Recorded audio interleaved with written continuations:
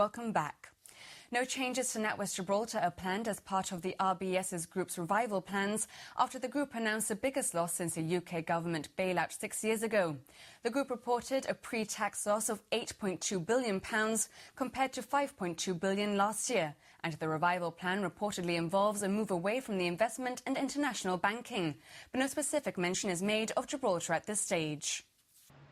With Barclays and Norwich and Peterborough already announcing their departures from Gibraltar, the local banking industry has been on tenterhooks waiting for the RBS end-of-year report, following indications that the group might be moving away from international banking. The report was described as sobering and huge, an £8.2 billion loss and an emphasis on reform promised for the next 3 to 5 years. The recovery plan means a consolidation of 7 divisions into 3, which will mean redundancies and cutting bonuses.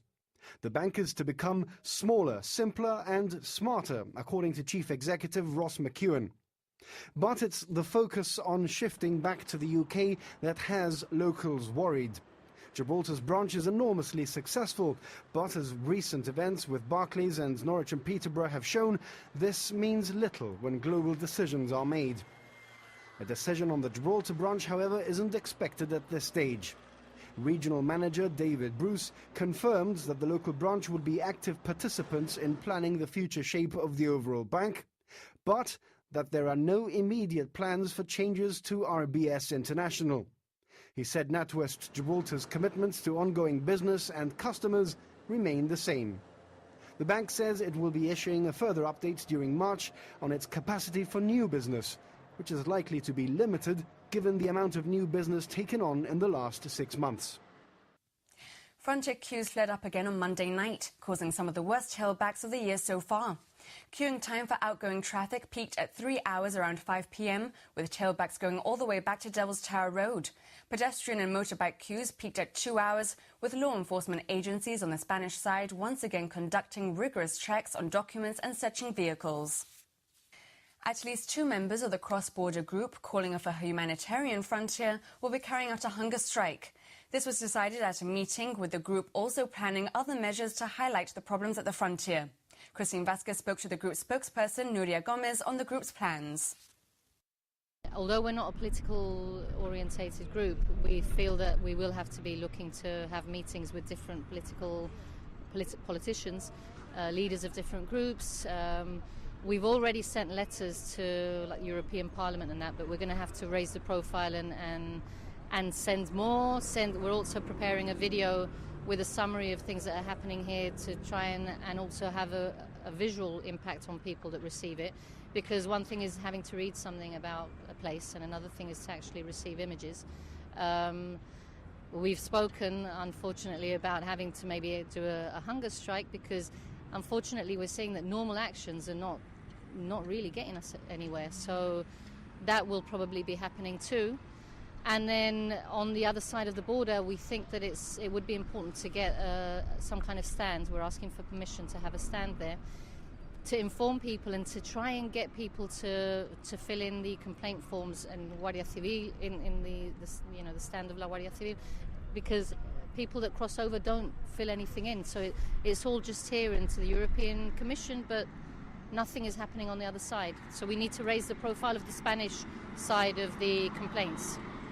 We're talking of the hojas de reclamaciones, which is what they have in Spain, and the Guardia Civil should have them as well. Yes, they have the obligation of having them there, like any other, like a business or anything, and you need to be able to express your opinions. And I can tell you that it is a procedure where sometimes you don't feel comfortable doing it. They're not comfortable receiving it, but it is an official measure. So, they can ignore maybe what's happening here or in Europe, but when you fill in a form, you're introducing yourself in a procedure that has to get to somebody, and somebody has to read it and somebody has to reply. So we need to try and uplift the use of that measure. If I can take you up on that, hunger strikes, raising the ante, is the group prepared for this, for the responsibility that this brings? Obviously, it won't be the whole group doing it. The person that brought the idea up and thought that it was essential is definitely up for doing it, and there were a couple of people that were deciding to back him up. I can't give any details on where or when because we're still looking into how would be the most effective way of doing it. But it seems like strong measures have to be carried out to cause some kind of attention. There's a mass demonstration in Madrid on the 22nd of March, and a lot of people taking their concerns there. You'll be joining them. We want to join them. We're looking at renting a coach where anybody that wants to join in the demonstration on that Saturday there, it'll be leaving on Friday night, and basically we'll have the For a Humanitarian Frontier banner, and the whole idea is, because that will be on national media in Spain on the 22nd, to have that, our banner is pretty big, to try and have it somewhere where it'll come out on the media in Spain. Are you happy with the constitution of the group, with how many people you've got supporting yourselves, or do you still want help? Obviously, every help that can be received is we're all citizens.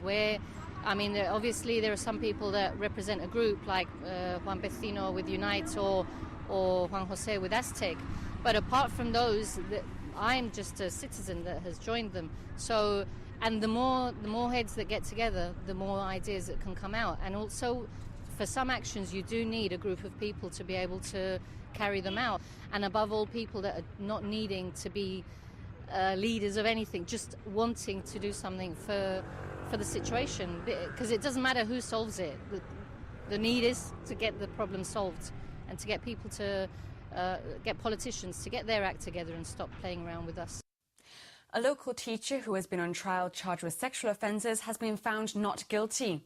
Mark Montovio of 503 Water Gardens has been found not guilty on 4 counts of indecent conduct towards a child and 2 counts of indecent assault on a child. All 6 charges were in relation to the same person. Judge Sir Geoffrey Grigson has dismissed a second application of abuse of process in the ongoing Marasha fraud trial. The application was made by Solomon Marasha's lawyer Christopher Finch, and the Attorney General Ricky Roda QC was called to the witness stand as part of that submission. The submissions dealt with a decision to dismiss the jury back in October, but further details are subject to reporting restrictions at this stage. Isaac Marasha is scheduled to continue giving evidence, but the Supreme Court has heard that the defendant has been seeing a psychiatrist. However, the judge has said he'd want more than a doctor's note if he is going to ask for time to allow his health to recover. And it's been revealed that the script will be headlining the 2014 edition of the Gibraltar Music Festival. X Factor winner James Arthur has also been confirmed, with more international artists to be added to the bill soon. The all-day event will take place during Gibraltar's National Week on Saturday the 6th of September. For the rest of this week's news, you can also head over to our website, gbc.gi/news, tune into Radio Gibraltar and GBC Television throughout the week for the very latest local news, and you can also follow us on Twitter and like us on Facebook. Thank you for watching. Good night.